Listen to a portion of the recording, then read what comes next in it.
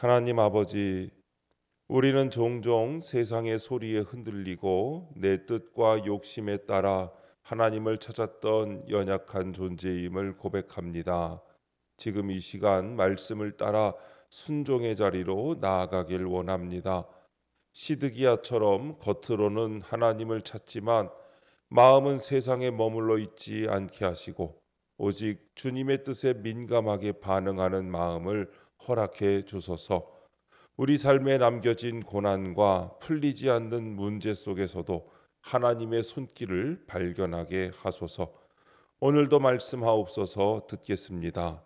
예수님의 이름으로 기도합니다. 아멘. 성경 말씀 예레미야 37장 1절부터 10절까지 말씀입니다.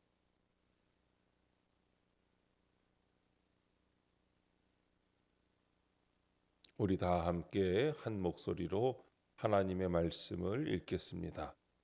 요시야의 아들 시드기야가 여호야김의 아들 고니야의 뒤를 이어 왕이 되었으니 이는 바벨론의 느부갓네살 왕이 그를 유다 땅의 왕으로 삼음이었더라. 그와 그의 신하와 그의 땅 백성이 여호와께서 선지자 예레미야에게 하신 말씀을 듣지 아니하니라. 시드기야 왕이 셀레미야의 아들 여후갈과 마아세야의 아들 제사장 스바냐를 선지자 예레미야에게 보내 청하되 너는 우리를 위하여 우리 하나님 여호와께 기도하라 하였으니 그때에 예레미야가 갇히지 아니하였으므로 백성 가운데 출입하는 중이었더라.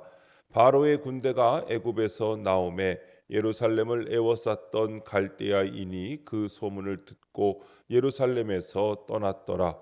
여호와의 말씀이 선지자 예레미야에게 임하여 이르시되 이스라엘의 하나님 여호와께서 이와 같이 말씀하시니라. 너희를 보내어 내게 구하게 한 유다의 왕에게 아뢰라. 너희를 도우려고 나왔던 바로의 군대는 자기 땅 애굽으로 돌아가겠고 갈대아인이 다시 와서 이 성을 쳐서 빼앗아 불사르리라. 여호와께서 이와 같이 말씀하시니라.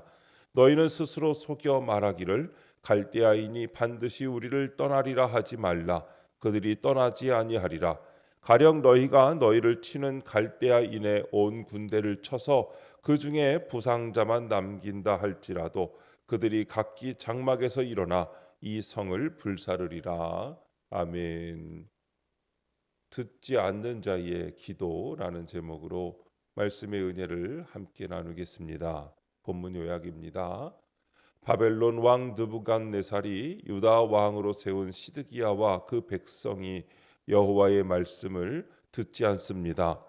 시드기야 왕은 제사장 스바냐를 예레미야에게 보내 자신들을 위해 기도하라고 합니다. 하나님은 예레미야에게 갈대아인이 다시 와서 이 성을 쳐서 빼앗아 불사를 것을 알리십니다. 첫 번째, 계속되는 듣지 않음 1절부터 2절입니다. 하나님의 말씀을 듣지 않고 애굽을 의지하던 여호야김은 바벨론 군대에 붙잡혀 끌려가던 중에 사망합니다. 그를 대신해 그의 아들 고니야가 왕이 되지만 석 달 열흘 만에 바벨론으로 잡혀가고 시드기야가 왕이 됩니다. 애굽의 힘 아래에 있던 여호야김이나 바벨론의 힘 아래에 있던 시드기야나 하나님의 말씀을 듣지 않는 것은 똑같습니다.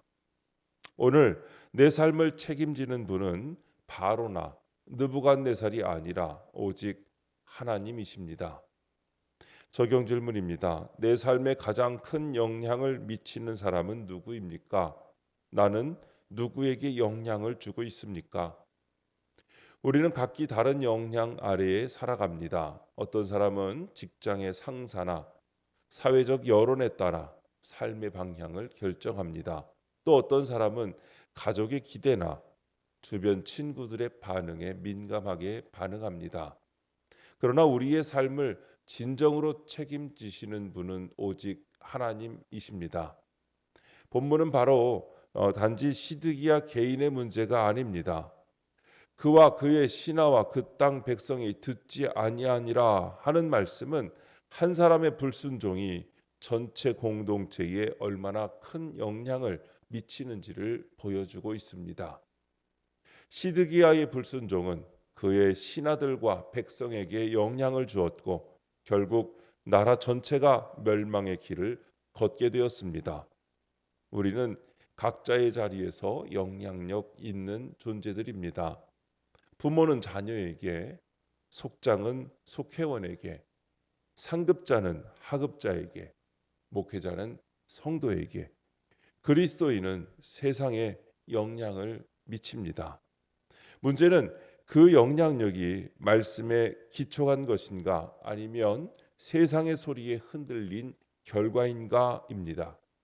세상의 말이 아닌 하나님의 말씀을 듣는 사람이 되셔야 합니다. 영향받는 존재에서 하나님의 말씀으로 영향을 끼치는 존재가 되시기를 바랍니다. 두 번째, 너는 기도하라 3절부터 5절입니다.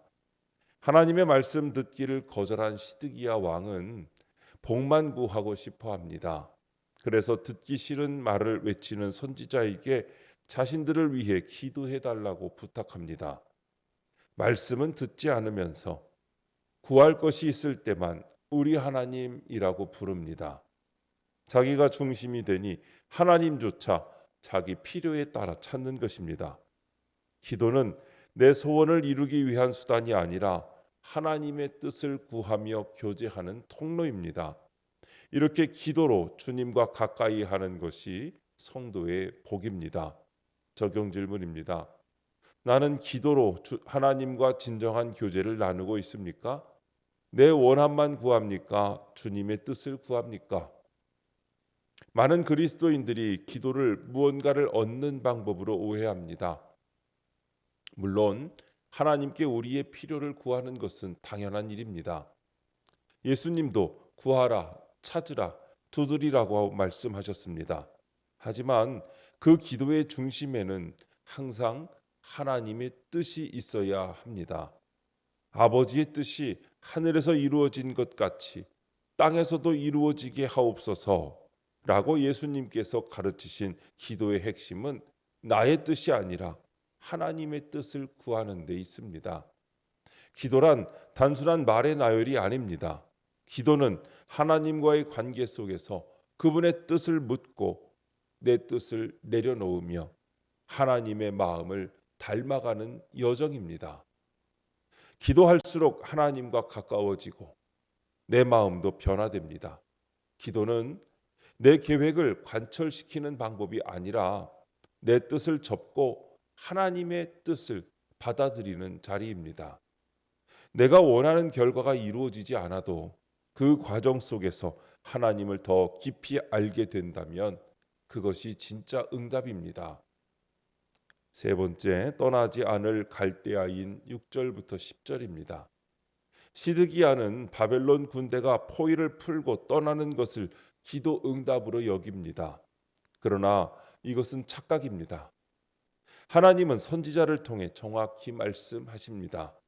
애굽의 군대는 전혀 도움이 되지 않을 것이며 바벨론 군대가 다시 돌아와 예루살렘을 빼앗아 불사를 것이라고 하십니다.